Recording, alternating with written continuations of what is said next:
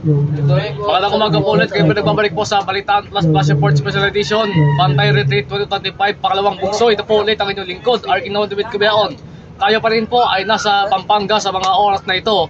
At nang sa ngayon, ang ating oras ngayon ay 48 minuto makalipas na alas 8 ng umaga ngayon dito sa oras sa Pilipinas.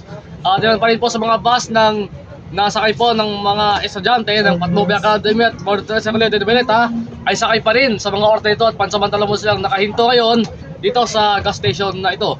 At samantala naman, ang ilan po sa kanila ay bumibili na sa kasalukuyan at sa ngayon may nag-selfie para po sa kasalukuyan.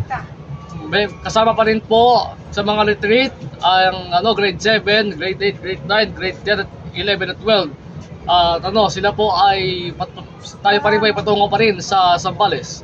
Muli, ito po ulit ang inyong lingkod, Arkinoon David Cubeaon. Ipagpapatuloy ang mga coverage mamaya. Nagulat para sa Balitaan Plus. Maraming salamat, mabuhay ang Pilipinas.